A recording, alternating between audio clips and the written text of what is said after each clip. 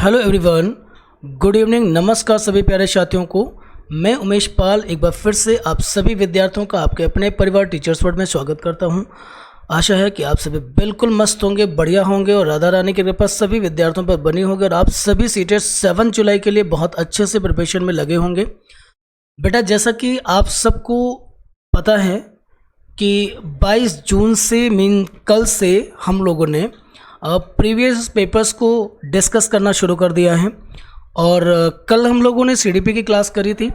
आज हम लोग हिंदी लैंग्वेज फर्स्ट की क्लास करने वाले हैं। सीधे ओरिजिनल पेपर को करेंगे हम लोग। पेपर 1 करेंगे 2023 अगस्त 2023 में जो एग्ज़ाम हुआ था उसी को हम लोग डिस्कस करने वाले हैं।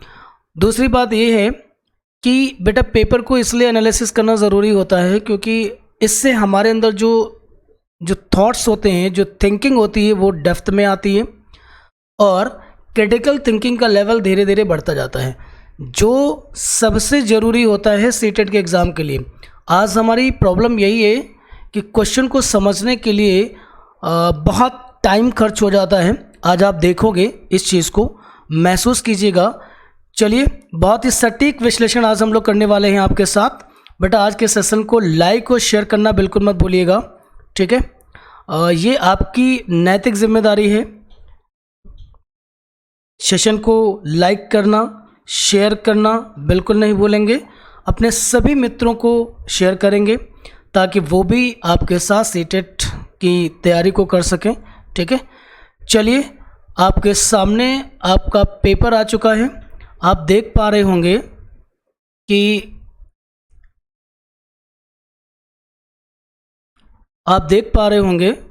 आपके सामने ये देखिएगा, हिंदी लैंग्वेज फर्स्ट का पेपर आ चुका है।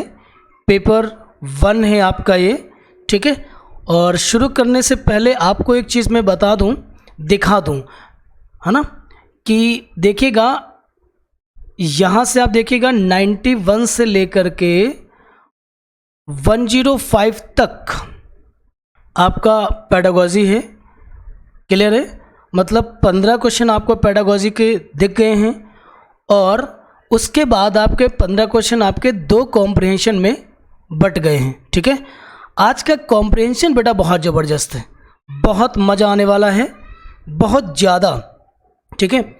और दोनों ही आप देख पा रहे होगे ना, बहुत अच्छा है, बहुत अच्छे अच्छे क्वेश्चंस लगे हुए हैं। सो प्लीज़ आज के कॉम्प्रिहेंशन तक आपको बने रहना बहुत ज़रूरी होगा और कॉम्प्रिहेंशन आपके एग्ज़ाम में आपको स्कोर बढ़ाने में बहुत ज़्यादा हेल्प करेगा।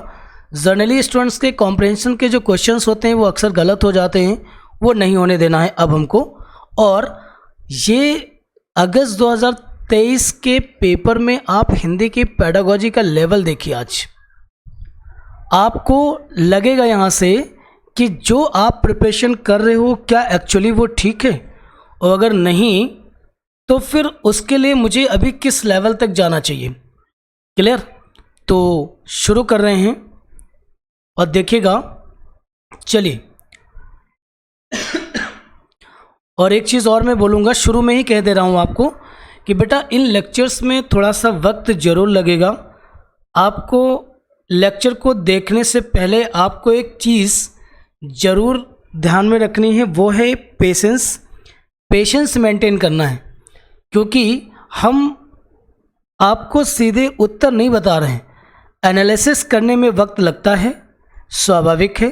कोशिश करूंगा कि आपका ज़्यादा वक्त मैं ना लूं, लेकिन फिर भी चलिए क्वेश्चन को शुरू करते हैं। पहला क्वेश्चन मीन्स 91 को हम देखेंगे। कह रहे हैं कि उस युक्ति का चयन कीजिए। युक्ति जानते हो? तरीका, मेथड। उस युक्ति का चयन कीजिए जो नीचे दिए गए उदाहरण से मेल खाती है, ठीक है, मैच करती है। मैं भाषा पर ध्यान केंद्रित रखती हूँ। मैं इस बात का पूरा ध्यान रखती हूँ कि यह सही हो। मतलब वो कह रही हैं कि मैं भाषा पर विशेष ध्यान रखती हूँ, उसके उच्चारण और उसके शब्दों का सही प्रयोग। तो ये किस तरह का व्यवहार है? निम्नलिखित ऑप्शन में से चुनाव करना है। क्या ये ट्रांसलैंग्वेजिंग है, परिभाषा व्यवहार, याद करना है, पुनरावृत्ति करना है, ये स्वनिरीक्षण है? चलिए, आपको हम एलिमिनेशन के मेथड से सिखाने की कोशिश करूँगा और आपकी परीक्षा में एलिमिनेशन एक बड़ा हथियार है, यूँ कहें कि रामबाण है वो। ठीक है, आप उत्तर कितना जानते हो वो अलग विषय है, आप एलिमिनेट करना जानते हो, समझ लीजिएगा आप बहुत अच्छा स्कोर करने वाले हो। देखिए, परभाषा व्यवहार में याद करना, पुनरावृत्ति करना, ये इसके साथ मेल नहीं खा रहा है। आपका खा रहा है स्वनिरीक्षण। अब जानते हैं ये क्या है।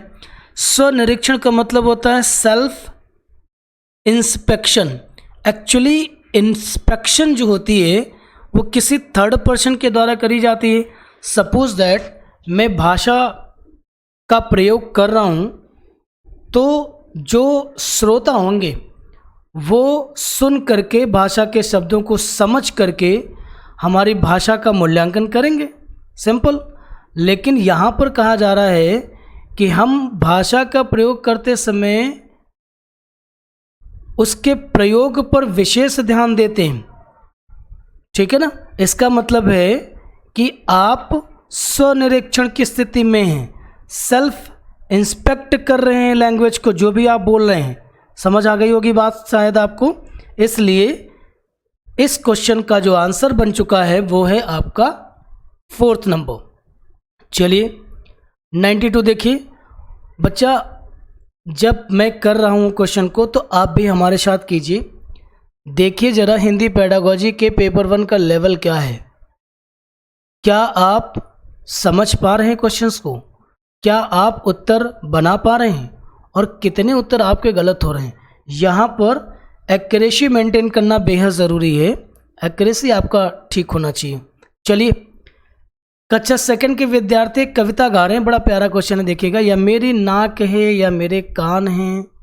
यह कविता गाते समय वे शरीर के जिस अंग का नाम लेते हैं उस अंग को स्पर्श भी करते हैं।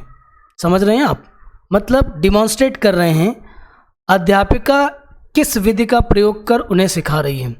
ठीक है, विभिन्न दर्शन ग्राही, श्रव्य भाषिक, संप्रेषणात्मक भाषा शिक्षण, समग्र भौतिक प्रतिक्रिया।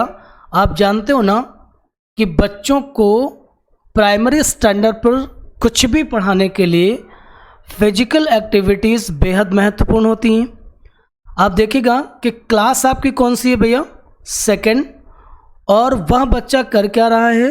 कविता गाते समय जो शब्द प्रयोग में आ रहे हैं तो शारीरिक शब्द जो भी हैं वो उनको, जैसे नाक, कान, आँख, कुछ भी आता है कविता में तो उसको वो अपने अंगों को टच करके समझा भी रहे हैं। ठीक है, इसका मतलब है कि समग्र भौतिक प्रतिक्रिया हो रही है। मीन्स टोटल फिजिकल एक्टिविटीज में शामिल है वह विद्यार्थी। इसलिए 92 का आपका 4th ऑप्शन है, सही होगा। चलिए आते हैं 93 नंबर को ध्यान से देखेंगे।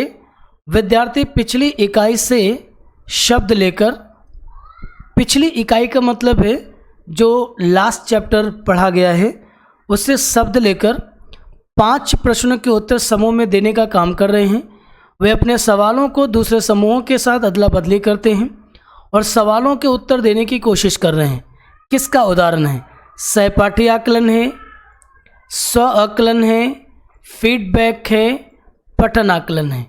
आप देखिए क्या हो सकता है उत्तर। नहीं पता चला?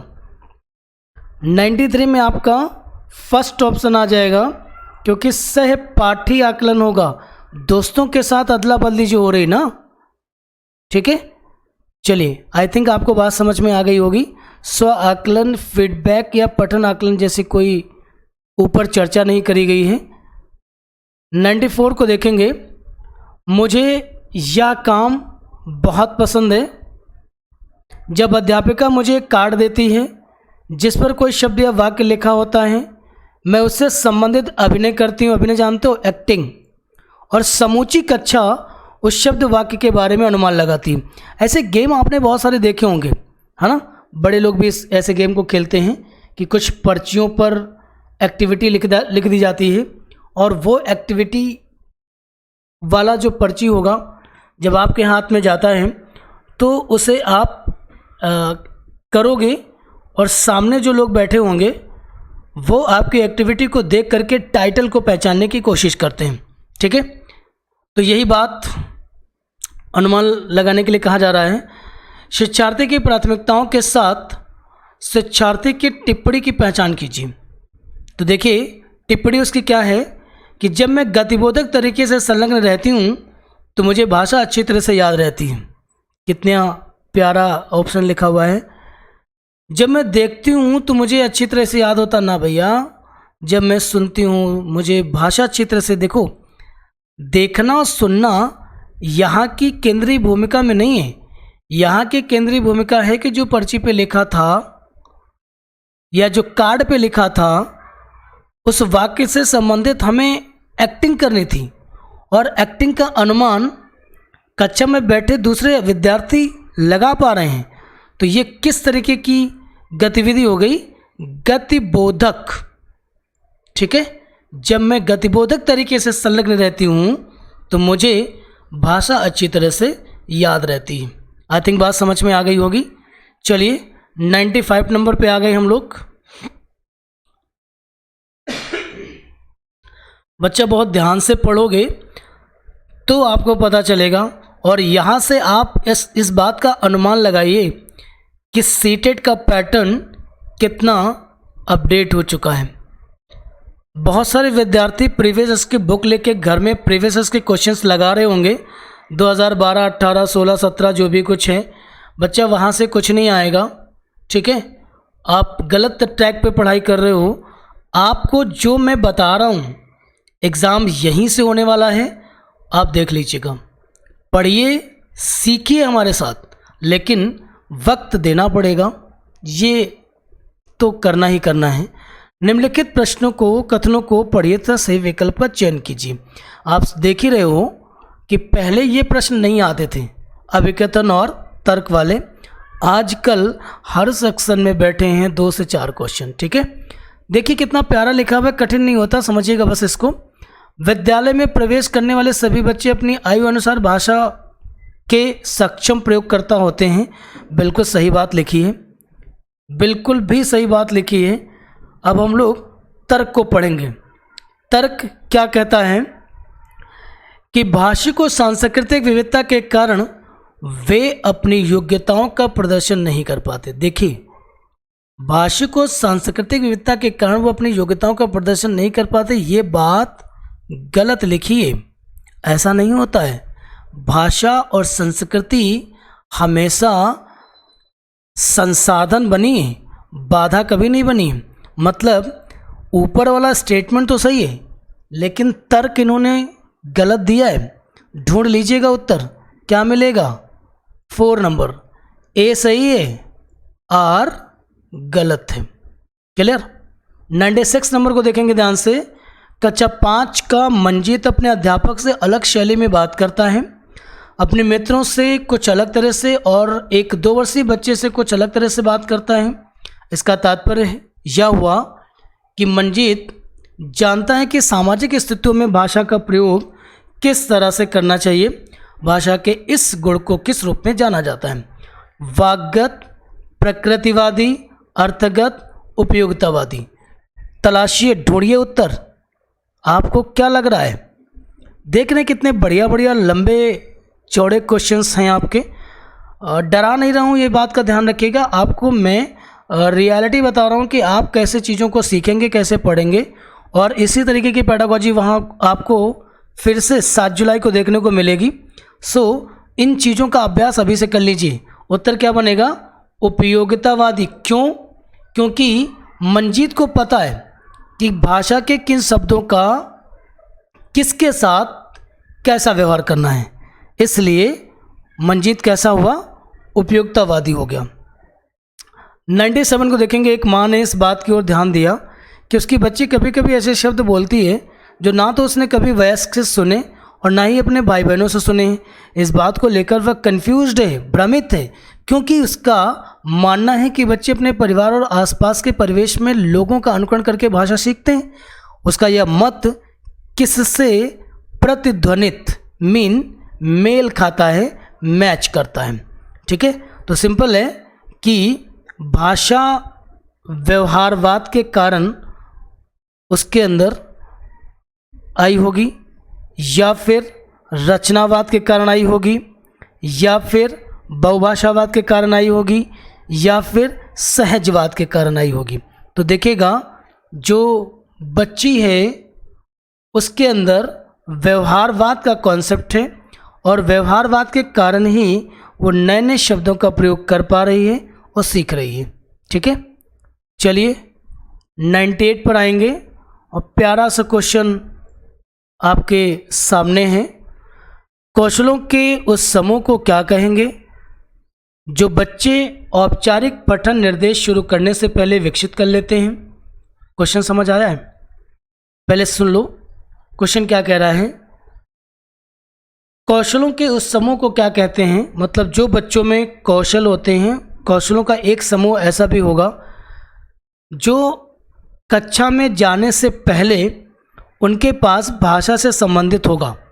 ठीक है, मतलब ये है कि औपचारिक पठन निर्देशों का अनुपालन बच्चा तो तब करेगा ना जब विद्यालय जाएगा, लेकिन विद्यालय जाने से पहले भी उसके अंदर इस तरह के कुछ कौशल हैं, विकसित कर लेता है वो, जिसका उपयोग वह बाद में अकादमिक कौशलों के लिए बुनियाद प्राप्त करने के लिए करता है। कहने का मतलब किसी भी चीज़ को सीखने में उन्हीं अनौपचारिक रूप से सीखे हुए शब्दों और विचारों का वो प्रयोग करता है।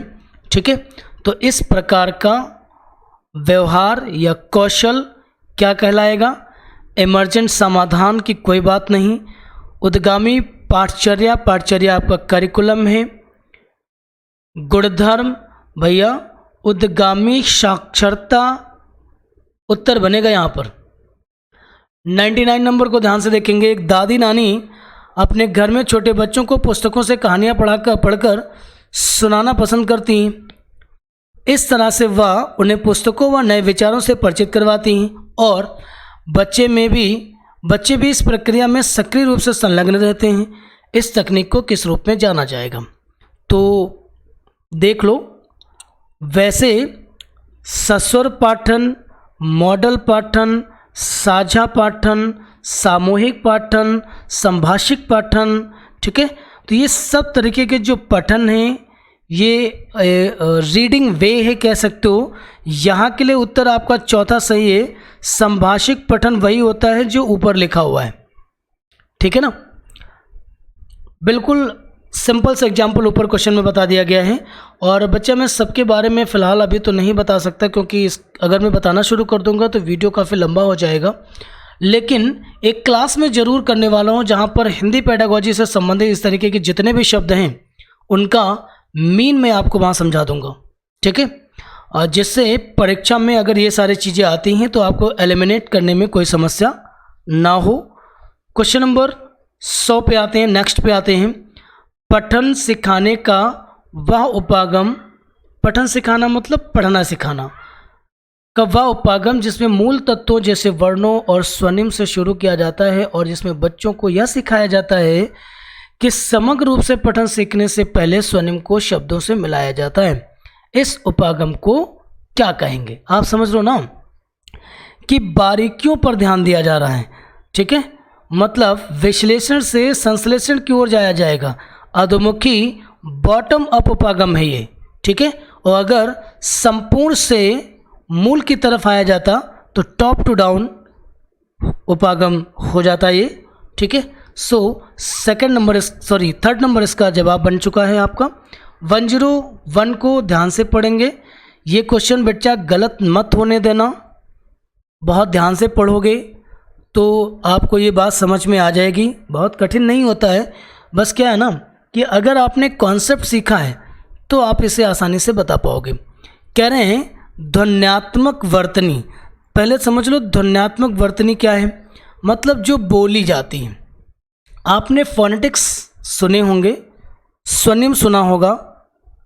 हिंदी में स्वनिम कहते हैं, इंग्लिश में फोनेटिक्स कहा जाता है। और इंग्लिश अल्फ़ाबेट में आई थिंक 44 फोनेटिक्स साउंड्स आपके टोटल होते हैं। तो कहने का अर्थ ये है कि जो फोनेटिक्स है किसी भी भाषा की संपूर्ण वर्तनी उससे नहीं बनी होती, ठीक है। तो देखिएगा, और उसका प्रयोग कर पाना इतना ज़्यादा संभव भी नहीं होता। तो ध्वन्यात्मक वर्तनी के प्रयोग से सही वर्तनी लिखना सीखने के लिए की योग्यता मंद पड़ जाती है। तो देखिए ये बात गलत लिखी है। मतलब अगर आप फोनेटिक्स को सीखते हो तो क्या उसके कारण आप स्पेलिंग एरर करना शुरू कर दोगे, या स्पेलिंग टेस्ट जिस लेवल पे आप सीख रहे थे क्या उसके सीखने में कोई बाधा उत्पन्न हो जाएगी?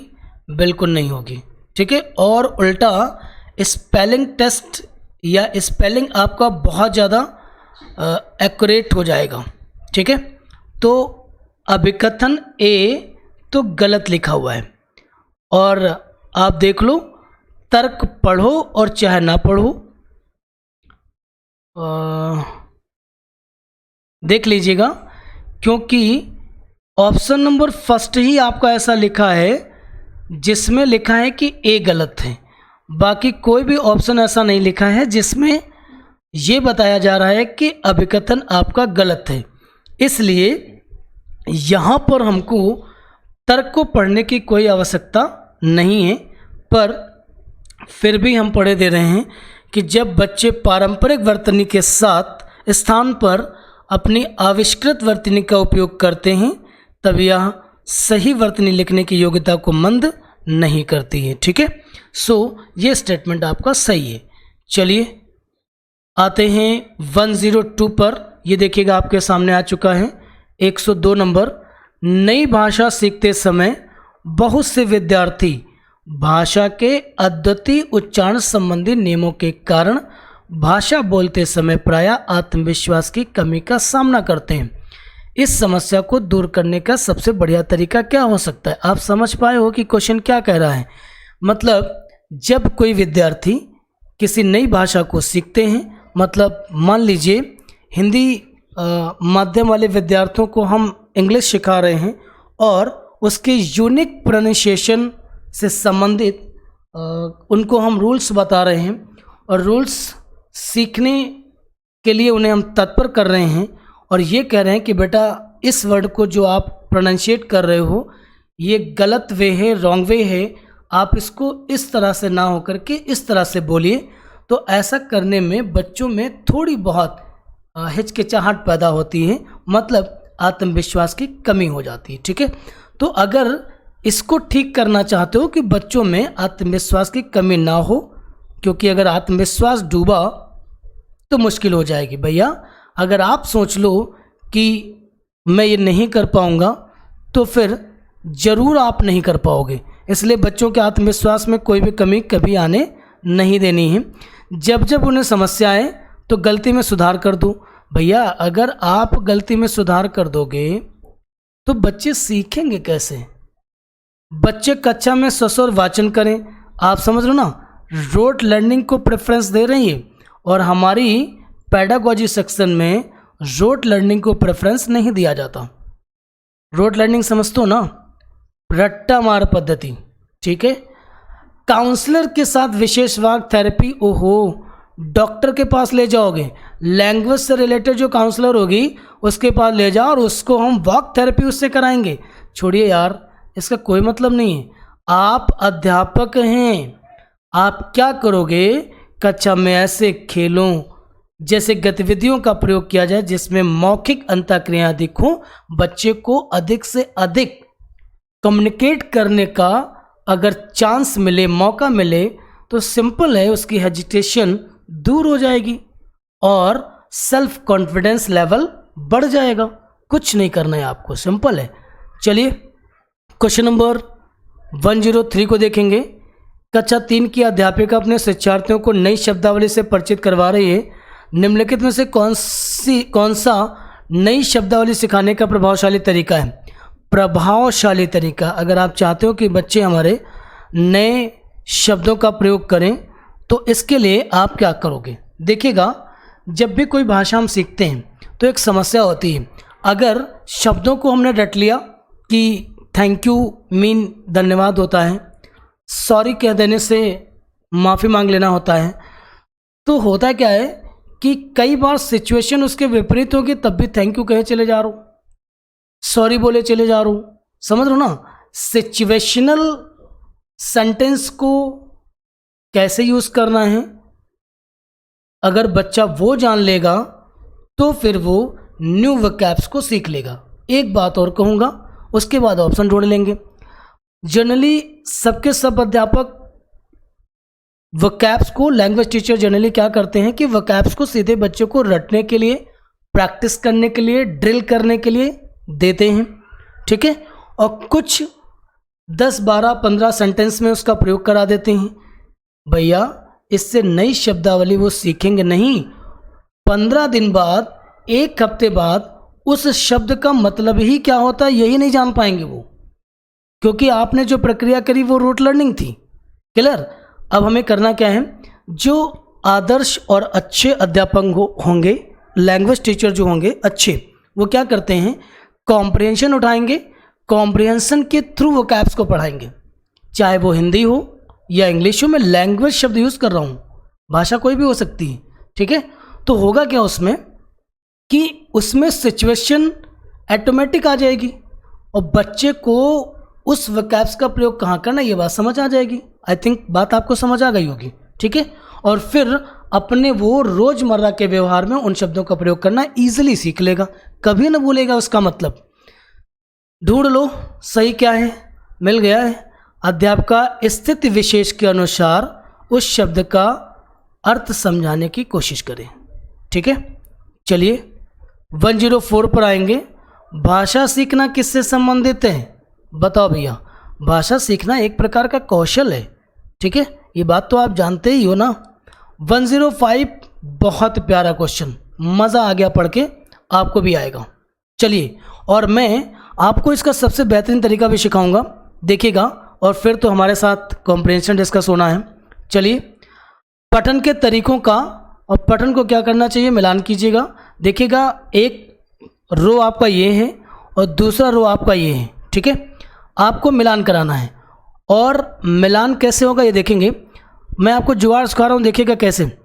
देखो, मुझे नहीं पता कि अनुमान, निष्कर्ष निकालना ये सब क्या है, लेकिन एक चीज़ हमको पता है। पता क्या? ये वाला देखो, इसको देखिएगा, संदर्भ से जोड़कर अर्थ निकालना। ये हम लोग कई बार पढ़ चुके हैं कि कई बार होता क्या है कि जब हम पैसेज को पढ़ रहे होते हैं, चाहे वो हिंदी हो या इंग्लिश हो, ठीक है, किसी भी लैंग्वेज का, जब हम पैसेज पढ़ रहे होते हैं,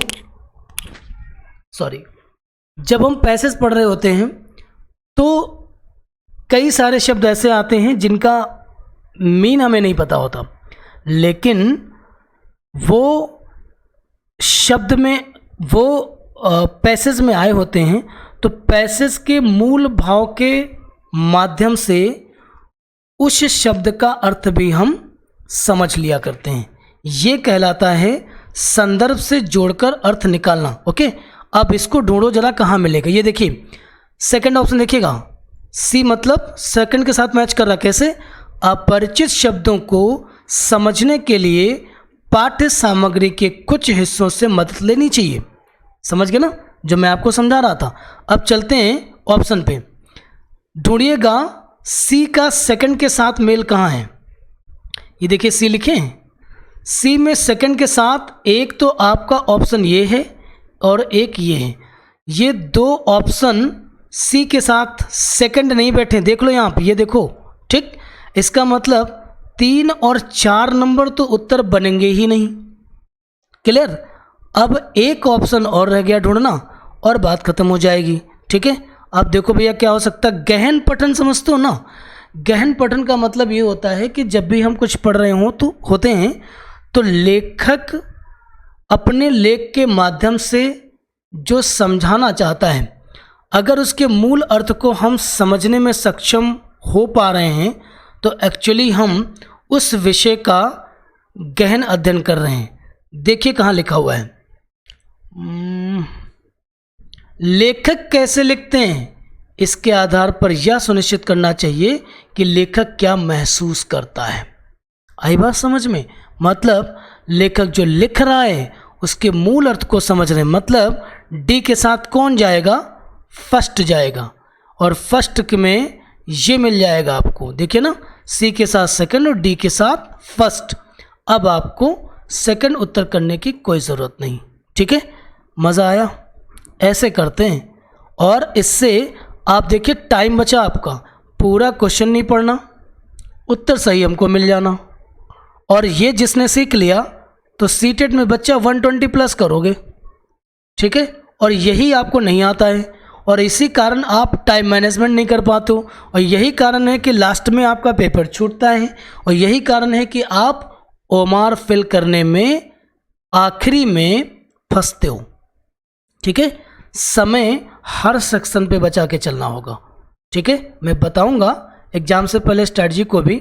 चलिए पैसेज को शुरू करते हैं। 15 क्वेश्चन पेडागोजी के हमने डिस्कस कर लिए हैं, और बच्चा लॉन्ग क्वेश्चंस थे तो वक्त लगा है, पैसेज में ज़्यादा वक्त नहीं लगेगा, बट पैसेज है बहुत मज़ेदार, पढ़ते हैं। लेकिन एक सलाह दीजिए, मुझे देनी थी, वो मैंने लास्ट टर्न पर भी कहा है, कई बार मैंने बोला है कि जब भी कॉम्प्रिहेंशन करें, कॉम्प्रिहेंशन में एक भी उत्तर गलत ना हो, इसके लिए कॉम्प्रिहेंशन को पढ़ने से पहले उसके प्रश्नों को जरूर पढ़ लीजिए, ठीक है।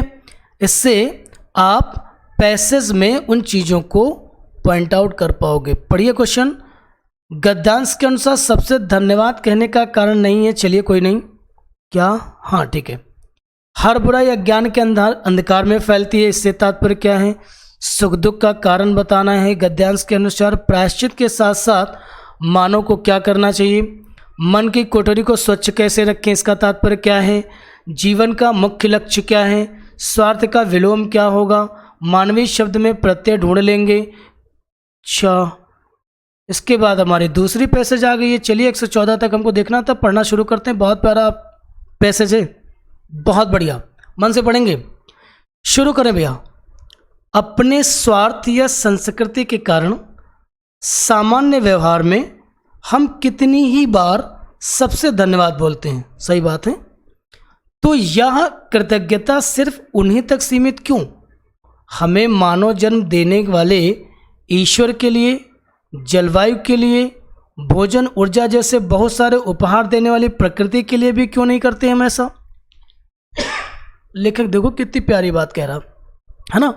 हम ईश्वर से संवाद करें कि वह हमारे हृदय में पवित्रता, सद्गुणों के प्रकाश को आलोकित करें। दुखों के कारण तो हमारे विकार हैं, बुराइयां हैं। हम बुराई अज्ञान के अंधकार में हर बुराई अज्ञान के अंधकार में फैलती है। प्रकाश होते ही, प्रकाश समझ लो, प्रकाश मीन्स ज्ञान, ज्ञान रूपी प्रकाश होते ही उसका सामर्थ्य खत्म हो जाता। जब व्यक्ति ज्ञानी हो जाता ना, तो उसके अंदर ईर्ष्या और द्वेष जैसी बुराइयां या विकार नहीं रह जाते। सुख दुख दोनों ही हमारे कर्मों के फल हैं। हमें समझना चाहिए कि बिना दुख भोगे सुख नहीं पाया जा सकता। आप भी सीख लो, काम की चीज़ें हैं, कष्ट आज हो रहा कल नहीं होगा। बिना दुख भोगे सुख नहीं पाया जा सकता। मानवीय पुरुषार्थ करते रहें, मन की कोठरी को स्वच्छ रखें, जहाँ जरूरत हो प्रायश्चित भी करें। प्रायश्चित समझ तो ना, पश्चाताप जिसको कहते हैं, अपनी भूल को रियलाइज करना। कौन जाने कब किस रूप में प्रभु के माध्यम से सहायक हो जाए। ईश्वर के प्रति आभार प्रकट करना एक ऐसा अचूक तरीका है जो हमें असंतुष्टि और ईर्ष्या जैसी निकृष्ट बातों से ऊपर उठाता है, और यही हमारे जीवन का मूलभूत लक्ष्य है। ठीक है, मतलब ये पैसेज बिल्कुल उस पंक्ति की ओर संकेत करता है कि जाकी रही भावना जैसी, प्रभु मूरत देखी तिन तैसी। तुलसी बाबा की ये पंक्तियां और उनकी व्याख्या ये लिखी, आप समझ लो। ठीक है, आधुनिक समाज में उन पंक्तियों का बेहतरीन उल्लेख है। ये पढ़ते हैं क्वेश्चन को। 106 गद्यांश के अनुसार सबसे धन्यवाद कहने का कारण नहीं है। देखिए, धन्यवाद हम स्वार्थ और संस्कृति स्वभाव के कारण कर रहे थे। दया के कारण नहीं कर रहे थे। उत्तर मिला। अब आएंगे 107। दया जैसा शब्द पूरे पैसेज में कहीं यूज ही तो नहीं किया गया, ठीक है। तो और हाँ, एक चीज़ देखो मैं मिस कर गया था, पैसेज में जितनी सूचनाएं हैं, जितनी जानकारी है, उससे एक भी जानकारी आप अलग से अपनी बुद्धिमत्ता के आधार पर नहीं दोगे, नहीं तो उत्तर आपका गलत हो जाएगा। हर बुराई अज्ञान के अंधकार में फैलती है से तात्पर्य है अज्ञानता के कारण बुराइयां फैलती हैं, ठीक है, अज्ञानता के कारण, ठीक। सुख दुख के कारण क्या है? सुख दुख का कारण है कर्म। देखिए प्रारब्ध जानते हो क्या होता है? प्रारब्ध मतलब होता है प्रारंभ। भाग्य और दुर्भाग्य का अर्थ तो समझते ही हो।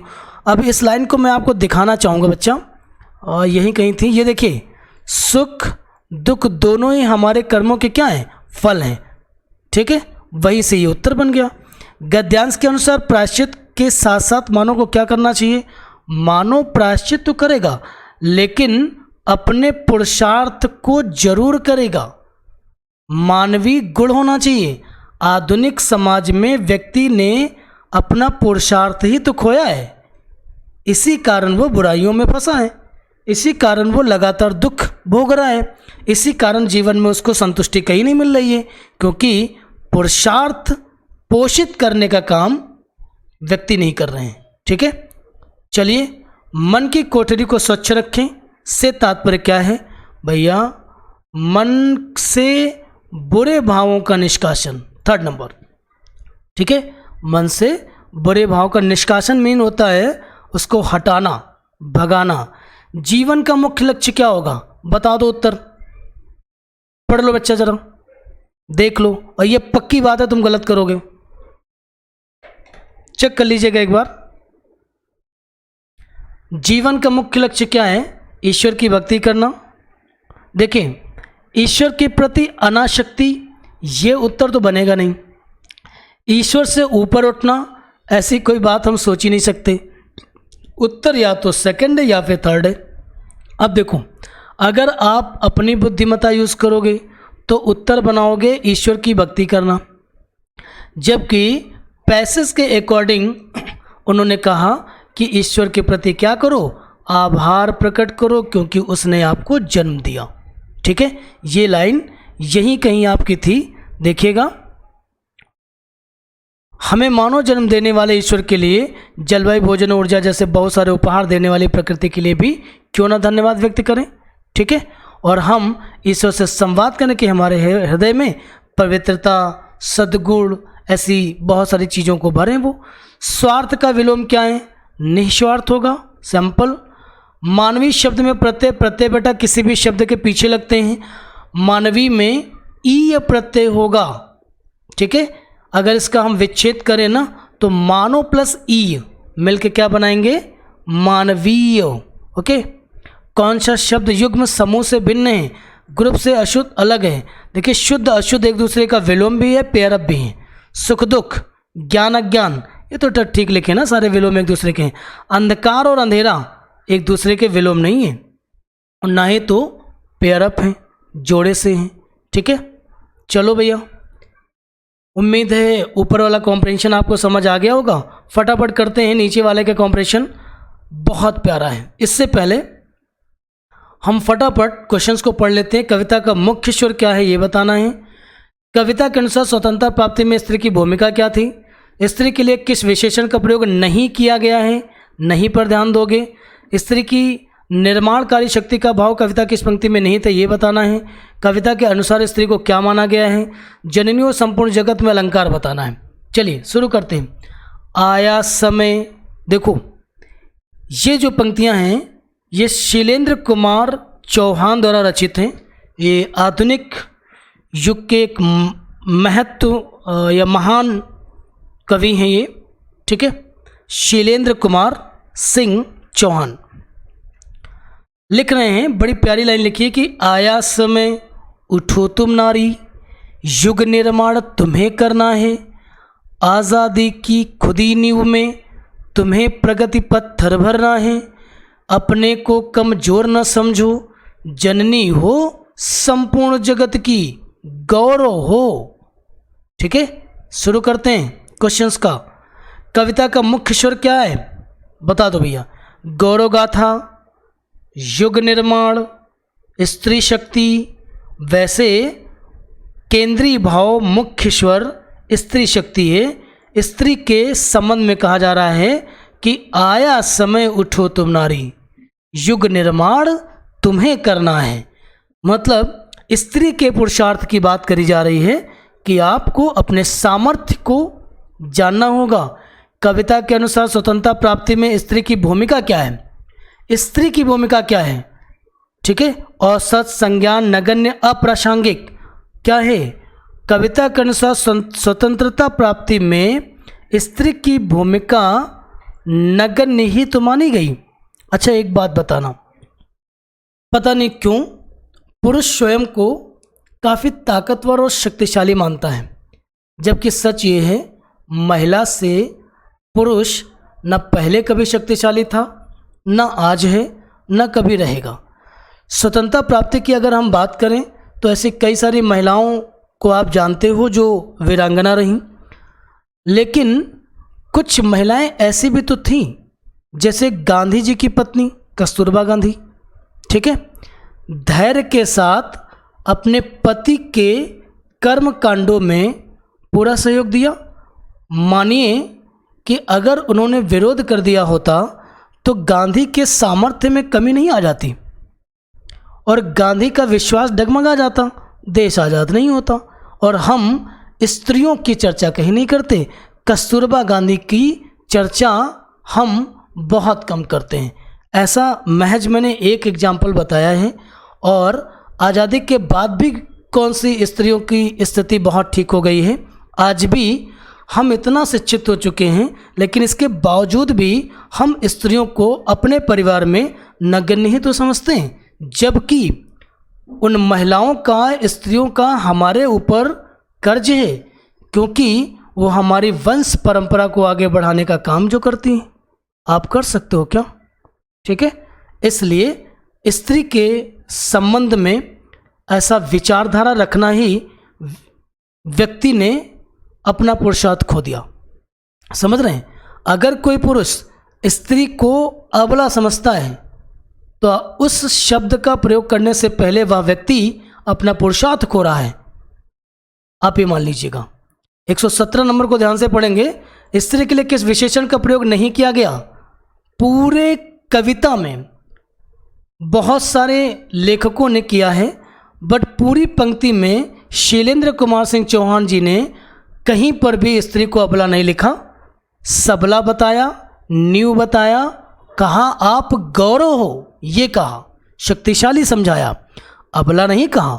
ठीक है, जबकि स्त्री का एक पर्याय शब्द यूज होता है, अबला। अबला कमजोर जो समझा जाता था तब कहा गया, अब नहीं समझा जाना चाहिए, क्योंकि हम सब पढ़े लिखे लोग हैं, शिक्षित हैं। ठीक है, 118 नंबर देखेंगे। स्त्री की निर्माणकारी शक्ति का भाव कविता की किस पंक्ति में निहित है?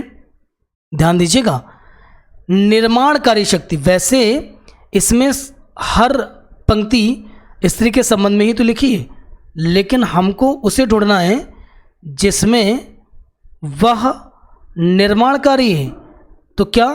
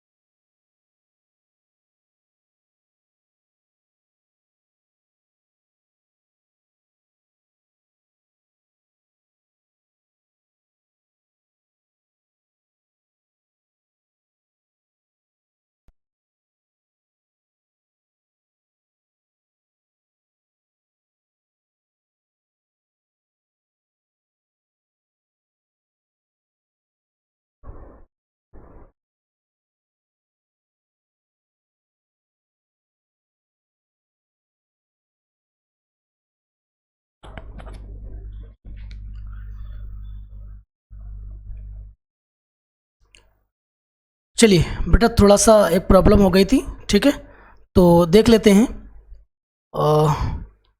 इसका जो आंसर बनेगा आपका 118। 119 को देखेंगे। कविता के अनुसार स्त्री को क्या समझा गया है वो हमें बताना है। कविता के अनुसार स्त्री को क्या कहा गया है, तो इसका उत्तर बन जाएगा आपका स्वयं की शक्ति को पहचानना होगा। इस संबंध में बात करी जा रही है। और जननी हो संपूर्ण जगत की पंक्ति में कौन सा अलंकार है, तो देखिएगा जननी हो संपूर्ण जगत की, अनुप्रास। क्या है ना, अनुप्रास अलंकार की पहचान होती है कि किसी भी पंक्ति में दो या दो से अधिक वर्डों की पुनरावृत्ति हुई हो। तो यहाँ पे देख रहे हैं ना, जा वर्ड और जा वर्ड ये रिपीट हो रहा है, तो जननी हो संपूर्ण जगत की, इसमें अलंकार आ जाएगा अनुप्रास। ठीक है, तो आई थिंक बात आपको समझ में आ गई होगी। और सारे क्वेश्चन आपके लिए बहुत ज़्यादा इंपॉर्टेंट थे और मैंने बहुत डिटेल्ड एक्सप्लेन किया है आपको। और डेली क्लासेस होंगे, इसलिए बेटा रोज़ का लेक्चर रोज़ देख लीजिए, आपके बहुत काम आने वाला है। और ये मैंने आज डिस्कशन कर दिया है। कल नेक्स्ट ईयर के 2023 का सेकंड पेपर करने वाले हैं हम लोग। ठीक है, कल हम लोग 2023 का सेकंड पेपर करेंगे, एनालिसिस करेंगे। चलिए आज की क्लास को मैं यहीं पर वाइंड अप करूँगा। Thank you so much.